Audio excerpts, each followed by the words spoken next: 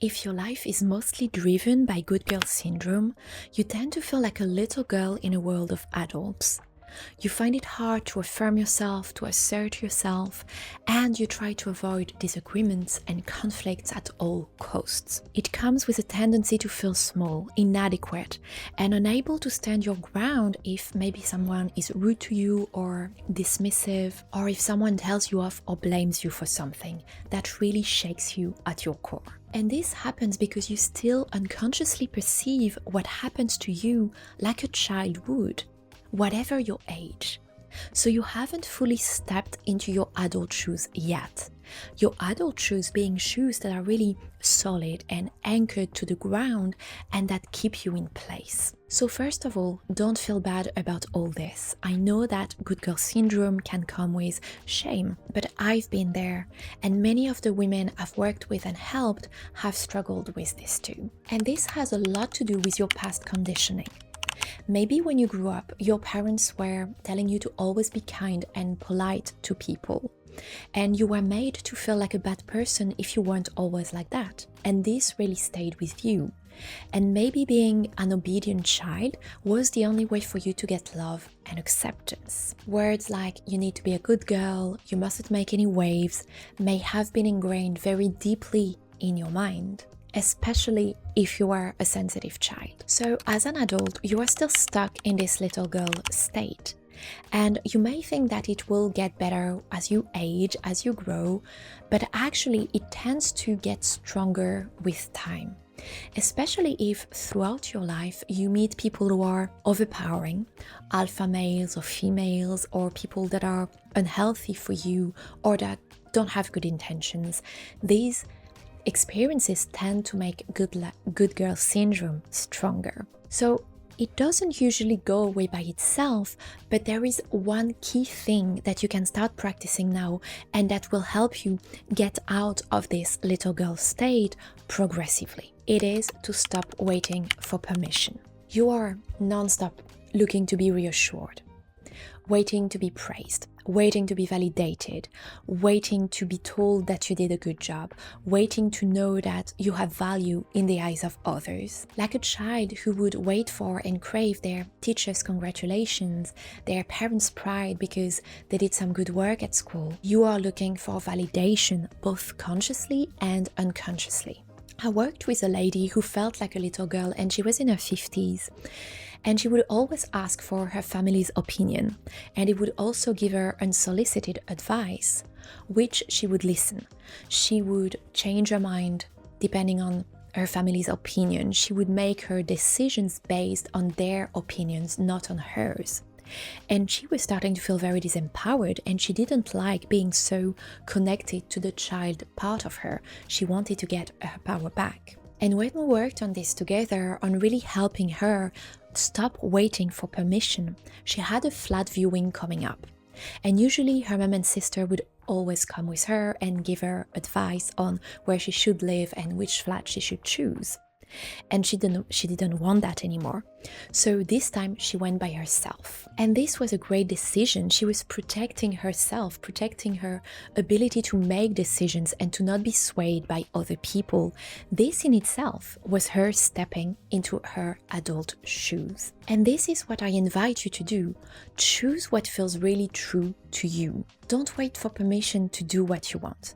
Don't wait for people to agree with you before making a decision. Practice trusting yourself, trusting the legitimacy of your decision, trusting the value of your own opinions. And of course, in your social relationships or romantic relationships, you may not be able to do whatever you want whenever you want it, but there is a way to communicate healthily about your needs, about your desires, to find something that works for both without brushing your own needs and desires under the carpet.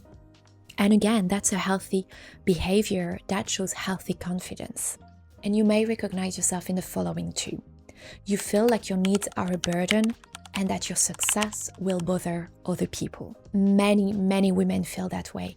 And as a result, they deem themselves. They don't give themselves permission to shine, to grow, to be authentic, to succeed. This can truly lead to self-sabotage. They dismiss their needs and put other people's needs before theirs all the time. And you can see how here these women are waiting for permission as well. Permission to prioritize their needs, permission to succeed, permission to shine in their life, to follow what they want, to be true to themselves. So in this behavior, there is an emphasis on other people, what people think about you, what they believe about what you're capable of, what they believe is possible for you, what they believe is the best decision for you, etc. And that is what you need to detach yourself from. You're always looking at the external world, you're always looking at other people instead of actually being within yourself, having your core strong, being here, not scattered all around you. So start giving yourself permission without waiting on others.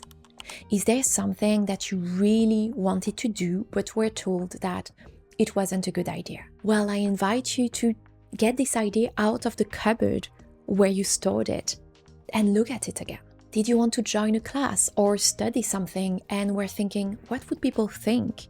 Well, do it. Or is there an opportunity to express a different opinion than someone? Do this. Express this opinion. Practice this. And the next one is probably going to be harder, and this is work in progress for me as well. But it is super important to practice to get out of good girl syndrome. It is that if someone is rude to you, if someone is disrespectful, if someone puts you face to face with a mistake that you've made, it is to stop reacting like a child, to get out of this behavior that makes you feel small, humiliated. Instead, practice keeping your ground. Practice staying stable and solid in your core. Practice not letting it shake you, not letting it make you feel small. When you're able to do this, it shows a healthy confidence, and that is the healthy confidence that we are after when we're looking to get out of good girl syndrome. And in terms of energy, if that speaks to you, because I love that, you are going to sense a really solid and anchored energy, and you may focus on your root chakra at the base of your spine to really feel it anchoring you in your chair or anchoring you to the ground if you're standing, as if a cord of energy was anchoring you, grounding you, centering you. There is a sense of center and presence there. And I want you to remember that you are valuable and that you were not put on this planet to shrink yourself. Why would that be? Why would you be here to shrink yourself and play small and feel small? And reminding myself of this is something that really helped me in my own journey to get out of good girl syndrome. So I hope this helped you. Did you recognize yourself? Did you get any insights from this video? Let me know in the comments, and like it, share it if you feel that it could help other people. Subscribe to my channel, that would greatly help, and I can't wait to bring you more content. I'm sending you much love. Bye.